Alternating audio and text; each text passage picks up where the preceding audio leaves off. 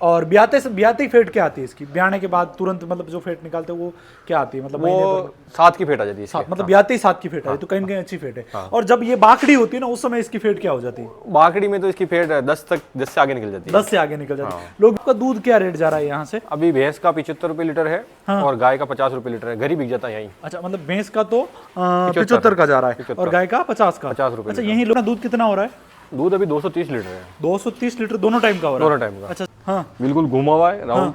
ये प्योर मुर्रा की पहचान है ये। अच्छा अच्छा।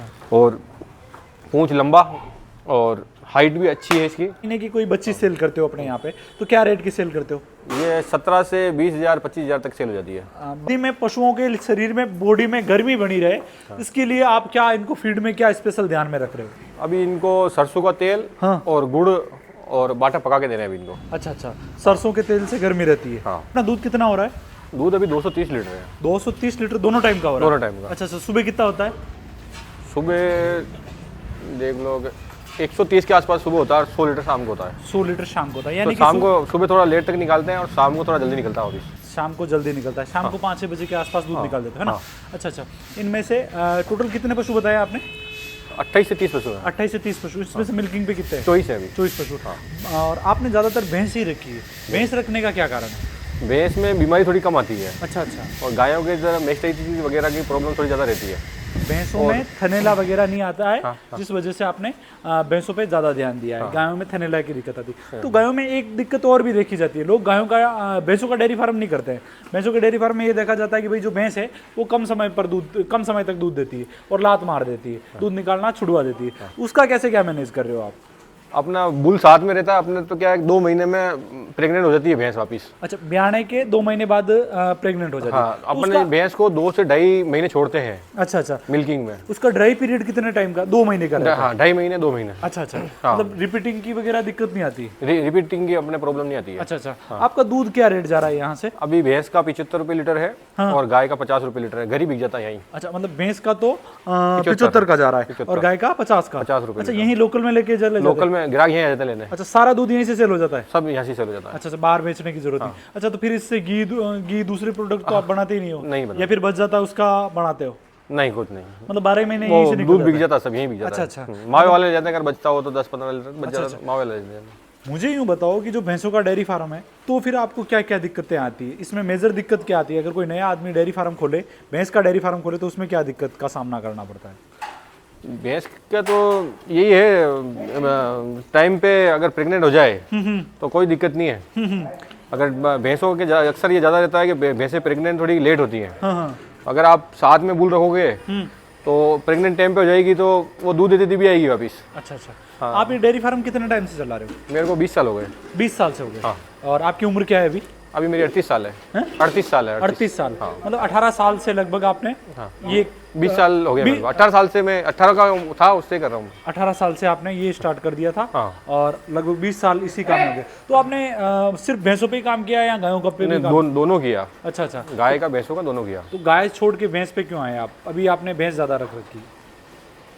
भैंसों के मतलब जैसे अगर भैंस मतलब दूध नहीं दे रही है, मिल्किंग में नहीं है, अगर थाली रह गई, कोई थन खराब हो गया, कुछ हो गया, तो उसकी रेट टूटती नहीं है। अच्छा अच्छा। उसका क्या है कि जैसे लाख रुपए की भैंस आप लाए तो 60-65 हज़ार 70 हज़ार वापस कवर हो जाते हैं। अच्छा, 60-70 हज़ार आराम से मिल जाता है? वापस बन जाते हैं। अगर थनेला भी हुआ या फिर खाली भी रह गई तो भी आपको उसकी आधी कीमत मिस्टेक से अगर हुए तो आधी से ऊपर रेट आपको मिल जाती है वापस। अच्छा अच्छा। जैसे कि आपके यहाँ पे अभी बता रहे हो कि इनको FMD आया हुआ है, खुर पका मुंह पका आया हुआ है, तो क्या क्या चीज़ों की आपने गलतियां की, जिन चीज़ों का ध्यान नहीं रखा जिस वजह से ये दिक्कत का सामना करना पड़ा? टीका नहीं लगवाया टाइम पे। अच्छा अच्छा, ये टीका कब लगता है? ये अभी से 2 महीने पहले लगता है। अच्छा अच्छा। हाँ। 2 महीने अभी मतलब आया नहीं था टीका तो लगाया भी नहीं अपन ने। अच्छा, नहीं आया था तो आपको कितना क्या नुकसान हुआ इससे? नुकसान तो हुआ ना। अभी दूध कम से कम 25 से 30 लीटर दूध टूट चुका है पर डे का। पर डे का 25 से 30 लीटर दूध टूटा है और जानवर भी कमजोर पड़े? जानवर कमजोर हुआ है। अच्छा अच्छा। तो भाई देख सकते हो। अच्छा, भैंसों में जो FMD के क्या क्या सिम्टम आते हैं थोड़े वो बताइए। भैंसों में एक तो चलने में दिक्कत आ जाती है, हाँ हाँ, एक खाना छोड़ देती है, मतलब खुर पक जाएंगे, खुर पक जाएंगे। तो भैंस खड़ी होने में भी दिक्कत करेगी, चल भी नहीं पाएगी सही तरीके से, वो दिक्कत आएगी। हाँ। दिक्कत आएगी। और दूसरा खाना कम करेगी। खाना क्यों कम करेगी? इसके मुंह पे छाले होते हैं, मुंह में छाले हो जाते हैं, मुंह में छाले हो जाते हैं, हाँ, पैर पक जाते हैं, जैसे पकाव ले लेते हैं पैर, तो ये चलने में खड़े होने में दिक्कत करते हैं। जो इनके जो खुर हैं वो पक जाते हैं ऐसा। अच्छा अच्छा, इसके FMD इसके खुर पक रहे हैं, खुर पक रहे आप दिखा सकते हो मुझे कुछ पका हुआ? पकाव दिखाता हूँ। देख रहे हो भाई, इसमें जो भैंस है इसमें FMD आया है, खुर पका मुंह पका आया है, इसके जो पैर हैं वो पक रहे हैं, तो वो थोड़ा कवर करके दिखाता हूँ। वो खुर पका मुंह पका में क्या होता है कि खुर और मुंह पक जाते हैं, मुंह पक जाते हैं। गाय भैंस में जो जिनके 2 खुर होते हैं ना, उनमें ये FMD की समस्या देखी जाती है। कहाँ से पक रहे हैं थोड़ा ये कवर करके दिखाता हूँ भाई। देख रहे हो, ये जो बीच की जगह है ना, पीछे से, और एक तो ये आगे वाला हिस्सा ये पक रहा है, देख रहे हो, ये पीछे यहाँ से, और ये जो ये हिस्सा है इनको दिक्कत ये हिस्सा ये पक रहा है, तो चलने में दिक्कत आती है। इनमें बाहर से नहीं दिखाई देता है ना, चमड़ी के अंदर ही ये जो पकाव है, इस जगह पे आपको साफ दिखाई देगा, ये यहाँ से पकाव आ रहा है, ये पक रहा है, तो इनका उठने बैठने में, और दूसरा खाने पीने में मुंह में भी छले हो जाते हैं, मतलब मुंह पक जाता है ना। तो अभी ये मिल्किंग में थी, इसका 15 से 16 लीटर दूध पर डे का था, तो अभी ये 10 लीटर पे आ चुकी है दोनों टाइम का। 15-16 लीटर दूध एक दिन का, पूरे दिन का निकाल रहे थे, ये 15-16 लीटर पे मतलब 10 लीटर पे आएगी 15-16 से। तो भाई देख सकते हो, अगर आपने समझ, अब ये इस भैंस को जैसे सुबह दूध निकाला और शाम को ये ब्या गई थी, बाकी अगर ये 2 महीने अगर ड्राई रहती तो ये 20 लीटर दूध पर डे का कर देती है। 20 लीटर दूध एक दिन का, मतलब 8-9 लीटर दूध एक टाइम करती है, और एक टाइम 11 लीटर 12 लीटर के आसपास करके ये कहीं न कहीं 20 लीटर दूध पूरे दिन का आराम से दे देती। कौन सी नस्ल की भैंस है ये मुर्रा नस्ल की भैंस। और कितने टाइम से अपने पास? ये अपने पास कम से कम हो गए इसको 2 साल से ऊपर हो गए। 2 साल से ऊपर हो गए। कितने ब्यात ले लिए आपने इसके अभी तक? इसके ये अपने पास तीसरा ब्यात है। अपने पास तीसरा ब्यात है। अच्छा, तीसरे ब्यात में, और अभी 15-16 लीटर दूध एक टाइम का कर रही थी। 15-16 लीटर कर रही थी, अभी FMD में आ गई 10 लीटर दूध ही है इसके अभी। अच्छा, 10 लीटर पे, वो तो FMD की वजह से है, मतलब 15-16 इसने किया है। अच्छा, अभी प्रेग्नेंट भी है? हाँ, ये प्रेग्नेंट हो चुकी है, 3 महीने की ब्याई हुई है, और 1 महीने की प्रेग्नेंट है। 3 महीने की ब्याई हुई है और 1 महीने की ये प्रेग्नेंट है ना। भाई देख सकते हो, थोड़ा सा मैं इधर और ले जाके कवर करवा। अच्छा भाई साहब, मुझे यूँ बताओ, आपने इन भैंसों को खुले में छोड़ रखा था, दिन में बाहर चढ़ने के लिए गई थी, तो बाहर बेचते हो तो वहाँ हरे मतलब सूखे का या हरे का कुछ प्रबंध है या नहीं? वहाँ पर क्या है, थोड़ा बैठने में इनको धूप, अभी ठंड बहुत है ना, तो ये क्या खुले में अपने खेत में बैठती है धूप के अंदर। अच्छा, खेत में बैठती है। हाँ, दिन में धूप, सूरज की धूप लेती है थोड़ी। कितनी बजे खोल देते हो आप इनको? इसको 9 बजे खोल देते हैं यहाँ से, 9 बजे खिला के, हाँ, खाना वाना खिला के 9 बजे खोल देते हैं। 9 बजे खोल देते हो। अच्छा, अभी करंट टाइम में आप इनको सूखे में और चारे में क्या क्या दे रहे हो? थोड़ा अभी थोड़ा खाकला और कुट्टी दे रहे हैं इनको। खाकला और कुट्टी किसकी दे रहे हो? ज्वार की। जवार की। हरा जवार, हरे में जवार दे रहे हो, है ना? कितने बीघे में बो रखी है अपने पास जवार? अभी 12 बीघा में बो रखी है। 12 बीघा में। अच्छा, मुझे यूं बताओ, जैसे अभी सर्दियां आ रही है, तो सर्दी में पशुओं के शरीर में, बॉडी में गर्मी बनी रहे, इसके लिए आप क्या इनको फीड में क्या स्पेशल ध्यान में रख रहे हो? अभी इनको सरसों का तेल और गुड़ और बाटा पका के दे रहे हैं इनको। अच्छा, सरसों के तेल से गर्मी रहती है और गुड़ दोनों से, तो मतलब जानवर में एनर्जी बनी रहेगी। अच्छा, आपके यहाँ पे जो छोटे बच्चे हैं, उनको मोर्टेलिटी, मरने से बचाने के लिए क्या क्या चीज़ों का प्रबंध करते हो, जिससे कि भाई छोटा बच्चा नहीं मरे, ताकि आपकी जो कटड़ियाँ तैयार हो या फिर जोटे तैयार हो सके? उसमें सर्दियों में क्या विशेष ध्यान रखते हो? सर्दियों में इनको सर्दी से बचाना पड़ता है मेन तो। और दूसरी बात, इनको 2 महीने तक, जब तक बच्चा 2 महीने का नहीं हो, खाने नहीं लगे, तब तक दूध पिलाना पड़ता है इनको। अच्छा, दूध कितने थन पिलाते हो आप? अभी इनको एक थन पिलाते हैं उनको। 2 महीने तक? 2 महीने तक 1 थन। हाँ। अपने फार्म पे ये आप जो काप, मतलब बछड़ियाँ हैं, कटड़ियाँ तैयार करते हो, या फिर हर बार गाय भैंस ही लेके आते हो? नहीं, अपन भैंस ही लेके आते हैं। अच्छा, ये 1 साल की या ऐसे 12 महीने की या 15 महीने की होती है, तो इनको बेच देते हैं। 12 या 15 महीने में बेच देते हैं। जैसे 15 महीने की कोई बच्ची सेल करते हो अपने यहाँ पे, तो क्या रेट की सेल करते हो? ये 17 से 20,000 25,000 तक सेल हो जाती है। 12 या 15 महीने की बच्ची, 15 महीने के आसपास की बच्ची आपकी 17,000 के आसपास। 17,000 20,000 25,000। क्योंकि भाई देख सकते हो, इनके पास नस्ल वाले जानवर हैं, इस वजह से इनका जो बच्चियां हैं उसकी भी रेट अलग लगाती होगी, है ना? नस्ल पे डिपेंड करता है। अच्छा, आपने जो अपने पास आपने इस बेल्ट में मुर्रा रखी है, मुर्रा कुछ देसी भी रख रखी है, तो कौन सी भैंस की नस्ल है जो आपके जो आमेट बेल्ट है, राजसमंद का बेल्ट है, या फिर अपना उदयपुर वाला बेल्ट है, उसमें ज्यादा सुटेबल है भैंसों में? मुर्रा ज्यादा मुर्रा नस्ल। अच्छा, आप जाफरा भी लेके आए थे, जाफरा क्रॉस भी देखी थी, वो कहाँ पे है? वो दिखाना जो थोड़ा। अपना वो पीछे है। दूसरे वाले कंपार्टमेंट में जाफरा क्रॉस भी देखने को मिलेगी, मैं जिसको कवर करके दिखाता हूँ। ये दूसरा वाला कंपार्टमेंट है इनका, जिसमें जाफरा क्रॉस है। बहुत ही शानदार, कद काठी बहुत शानदार देखने को मिलेगी। जाफरा और मुर्रा की क्रॉस है। हाँ, जाफरा और मुर्रा। जाफरा और मुर्रा की क्रॉस है भाई, देख रहे हो ये जो भैंस है वो जाफरा और मुर्रा में क्रॉस है। बहुत ही शानदार, बहुत ही कद काठी वाली, बहुत ही शानदार हाइट वाली। कितना लीटर दूध था इसका? इसका अभी हाजिर में 22 लीटर दूध है। हाजिर में 22 लीटर। कितने महीने की ब्याई हुई है? ये अभी तीसरा महीना है इसको। तीसरा महीना। भाई देखो इसका पुट्ठा देखो भाई, बहुत ही शानदार हाइट गजब। और हाइट देखो 6.25 के आसपास हाइट है इसकी, 6.5 5.5 के आसपास इसकी हाइट देखने को मिल जाएगी। 22 लीटर दूध पूरे दिन का कर रही है ये। 22 लीटर दूध पर डे का कर रही है। कहाँ से खरीदी थी आपने इसको? गुलाबपुरा से। गुलाबपुरा बेल्ट से लेके आए। गुलाबपुरा बेल्ट मतलब आप अपने यहीं की क्रॉस ब्रीड है, हाँ। बिलवाड़ा जिले की है ना। तो भाई साहब यूं बताओ, जैसे क्रॉस ब्रीड में कैसा क्या रिजल्ट है, जाफरा क्रॉस में क्या रिजल्ट है, थोड़ा ये बताओ। अपन तो ज्यादा इनमें क्या दिक्कत आ रही है और इसका फायदा क्या है वो बता दो मुझे तो आप। इसके दूध, एक तो फेड अच्छी आती है इसके, हाँ। और दूध भी ज्यादा है। अच्छा, 22 लीटर दूध। फेड इसकी 7 से 8 की फेड है। और ब्याते ही फेट क्या आती है इसकी? ब्याने के बाद तुरंत मतलब जो फेट निकालते हैं वो क्या आती है? मतलब महीने वो भर 7 की फेट आ जाती है इसकी। मतलब ब्याते ही 7 की फेट आ जाती है, तो कहीं ना कहीं अच्छी फेट है। और जब ये बाकड़ी होती है ना, उस समय इसकी फेट क्या हो जाती है? बाकड़ी में तो इसकी फेट 10 से आगे निकल जाती है। 10 से आगे निकल जाती है। लोग विश्वास नहीं करते हैं कि भाई 10 की भी फेट नहीं, और अगर दूध कम देगी तो फेट ज्यादा ही आएगी। अच्छा, जब इसको ड्राई करते हो उस समय जो इसकी फेट क्या रहती है? ड्राई करते जब तो इसकी फेट 10 से बाहर ही रहते हैं। हाँ। और दूध कितना रह जाता है लगभग? दूध तो 3 से 4 लीटर। 3 से 4 लीटर। और इसका कितने ब्यात ले लिया आपने अपने फार्म पे? अपन ने इसका एक ही ब्यात लिया अभी। पहली बार एक ब्यात लिया। क्रॉस हो गई है? ये अभी क्रॉस नहीं हुई है। क्या ब्याई हुए कितना टाइम हो गया इसको? इसको 3 महीने हुए अभी। 3 महीने हो गए। क्या कारण है जिस वजह से ये अपने यहाँ पे क्रॉस नहीं हुई है अभी? कारण तो ये अभी क्या है कि इसका दूध लेना है अभी। अच्छा। अभी या 1 महीने के अंदर अंदर प्रेग्नेंट हो जाएगी अभी। 1 महीने में। जैसे इसकी हाइट थोड़ी ज्यादा है, हाँ। तो आपका जो बुल है उसकी थोड़ी हाइट कम है, तो क्रॉस करवाने में क्या क्या दिक्कत आती है थोड़ा वो भी बताइए। क्रॉस में तो इसको हाइट का असर पड़ता है? करवानी पड़ेगी। हैं? हाँ, हाइट का असर पड़ता है भाई। देख सकते हो जो मैं बाहर की तरफ बुल है वो भी कवर करके दिखाता हूँ, क्योंकि भाई हम ऊपर की बात नहीं करते हैं। जब डीप लेवल की बात करेंगे तो कहीं ना कहीं जो इनको टेक्निकलिटी का समस्याओं का सामना करना पड़ेगा। जैसे ये जो बुल है और उसकी जो भैंस की हाइट है, हाइट में बहुत ज्यादा डिफरेंस है। तो मतलब जब क्रॉस करवाते हैं उस समय भी दिक्कत आएगी? हाँ, दिक्कत तो आएगी, क्योंकि आपके पास बहुत अच्छा तजुर्बा है, 20 साल का तजुर्बा है, तो इससे तो संभव नहीं है। तो फिर आप क्या करोगे? एआई करानी पड़ेगी। एआई करवाओगे।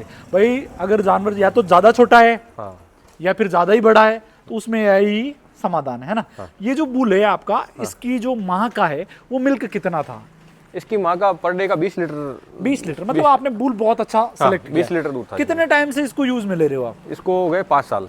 5 साल अपने यहाँ पे ले रहे हो? हाँ, अपने यहाँ 5 साल से। 5 साल से क्रॉस करवा रहे हो? हाँ, 5 साल से क्रॉस करवा। तो कहीं ना कहीं इनब्रीडिंग भी हो रही है। आपको ध्यान में रहना चाहिए कि इसको 3 साल में चेंज कर लेना चाहिए, क्योंकि इसकी जो बच्चियां हैं इससे क्रॉस करवाई, इसकी बच्ची वापस कहीं ना कहीं इससे, पर आप तो उसका मैं तो सेल कर देता हूँ। आप सेल कर देते हो, इस वजह से आपके लिए ठीक है। बाकी तो क्योंकि जो बच्चियां आती है ना, कोई अगर दूसरा फार्म इसको अपनाएगा तो इसकी बच्चियां भी वापस इसी से क्रॉस होने लगी, क्योंकि 2-3 साल में वो तैयार हो जाती है। तो वो इनब्रीडिंग से क्या होती है, जब प्योरिटी बढ़ती है तो कहीं ना कहीं जो मिल्क कैपेसिटी है और इनकी जो रोगों से लड़ने की जो कैपेसिटी है वो कहीं ना कहीं डिक्रीज हो जाती है। तो भाई जो जितने भी पशुपालक हैं जो देख रहे हैं, वो अगर लगातार बच्चियां भी तैयार करते हैं तो वो बुल को चेंज करना उनके लिए हर 3 साल में बहुत ही ज्यादा जरूरी है। अच्छा, 5 साल से इसको यूज में ले रहे हो, क्योंकि ये सिर्फ इनकी माँ ही इनसे क्रॉस हो रही है, क्योंकि बच्चियां तो आप रखी नहीं। हाँ, बेच देते हैं मतलब। अच्छा, जो आपने जो 10 लीटर वाला जो ये बुल चुना है, इसमें क्या क्या चीज देखी कि भाई ये मेरे फार्म के लिए सबसे बेस्ट है, वो थोड़ा बताओ। इसकी थोड़ी हाइट अच्छी है। हाँ।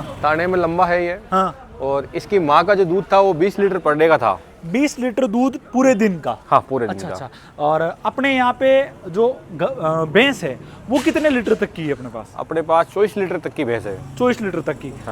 वो एक तो जाफरा क्रॉस है। इसके बाद में मुर्रा में कितने? मुर्रा में 10 लीटर। 10 लीटर टाइम का। 20 लीटर दिन का हो गया। अच्छा, तो इसी से क्रॉस करवा रहे हो। बाकी तो एवरेज 7 लीटर 8 लीटर रहता है। अच्छा, मुझे यूँ बताओ, अगर कोई बच्चियां तैयार नहीं कर रहा है तो वो एक बुल से काम चला सकता है? हाँ, एक बुल से काम उसमें कोई दिक्कत नहीं है, क्योंकि उसकी बच्चियां निकलती रहेगी, वो तो उसके पास है ही नहीं, दूसरी जगह जा रही, तो इनब्रीडिंग वाला समस्या। पर मुझे यूँ बताओ, आप हर बार नई भैंस लेके आते हो, हर बार नई भैंस लेके आने में क्या चुनौतियां हैं? चुनौती तो क्या है, उनको देख के लानी पड़ती है भैंसों को तो। नहीं, एडजस्ट करना भी थोड़ा टफ रहता है, क्योंकि बाहर से किसी के दूसरे के खूंटे से आके अपने खूंटे पे आके बंध रही, तो वो खाएगी नहीं, दूध नहीं निकलवाएगी, बहुत सारे नाटक करती है। तो उसको कैसे क्या एडजस्ट करते हो आप?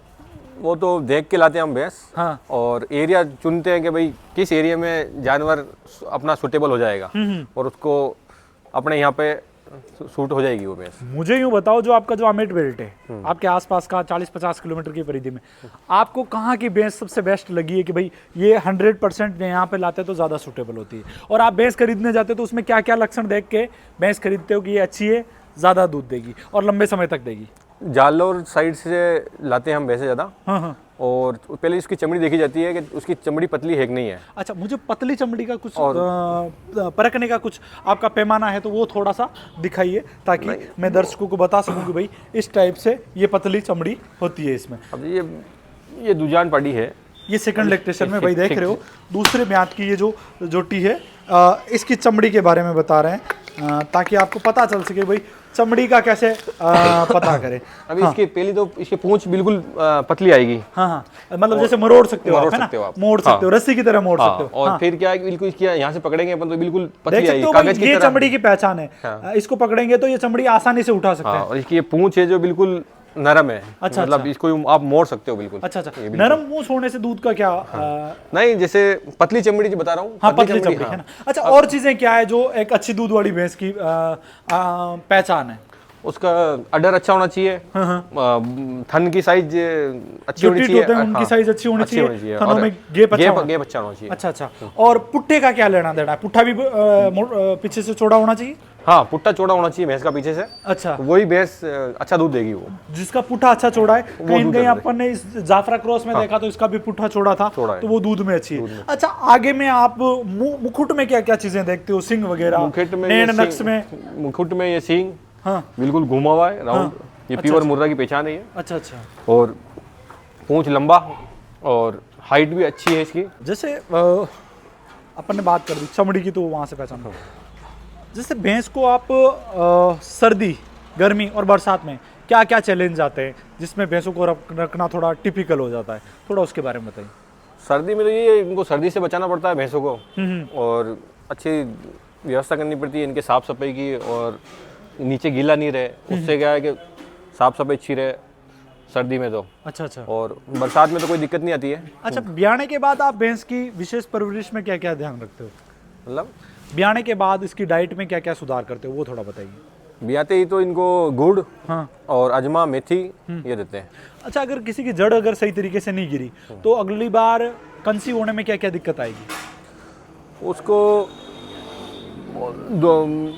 धुपा है उसकी, मतलब सफाई करवानी पड़ती है बच्चेदानी की। अच्छा अच्छा। अगर बच्चेदानी की सफाई हो गई तो वो कंसीव हो जाएगी। अच्छा, अपने यहाँ पे रिपीटिंग की कितनी क्या प्रॉब्लम है? नहीं, अपने यहाँ रिपीटिंग के केस नहीं है। क्या कारण है जिस वजह से आपका फार्म है उसमें जो भैंसें हैं वो कम समय में क्रॉस हो रही है और रिपीट नहीं हो रही? बूल साथ में रहता है उनके 24 घंटे। अच्छा, बूल 24 घंटे साथ में रहता है, तो रिपीटिंग की प्रॉब्लम अपने नहीं है। अच्छा, भैंसों का जो फार्म है वो अधिकतर फेल होने का सबसे बड़ा कारण क्या है? सबसे बड़ा कारण यही है कि भैंसों को टाइम पे प्रेग्नेंट नहीं होती हैं और लंबे टाइम तक दूध लेते हैं, तो उससे मतलब प्रॉब्लम आती है ज़्यादा। अच्छा अच्छा, समय पे प्रेग्नेंट नहीं होगी तो समय पे प्रेग्नेंट होने के लिए आपने तो, और एक नस्ल अच्छी चुनोगे तो ही मामला बैठेगा। हाँ, अच्छी नस्ल चुनोगे, मुर्रा अगर अच्छी नस्ल लाओगे तो ही डेयरी फार्म चल पाएगा, बाकी नहीं चल पाएगा।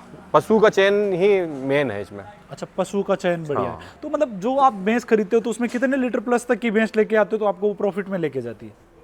भैंस कम से कम 14 लीटर पर डे का दूध देनी चाहिए डेयरी के अंदर। 14 लीटर, तकरीबन कहीं ना कहीं 7-8 लीटर दूध एक टाइम का बैठ जाए तो वो आपको फायदे में रहेगी। अच्छा, इसमें आपने ये भी देखा होगा, 20 साल का एक्सपीरियंस हो गया कि आपका दूध 50 का जाता है तो क्या फायदा होता है, कितना परसेंटेज आपका प्रॉफिट हो जाता है, फिर आपका 75 का जा रहा है तो क्या प्रॉफिट है, उस पर थोड़ा बताइए। गायों में ऐसा है कि गायें आपको 25 लीटर पर डे की रखनी पड़ेगी इसमें, और भैंसें कम से कम 14 से 15 लीटर पर डे दूध देनी चाहिए, तभी जाके आपका फार्म सक्सेस होगा। हाँ।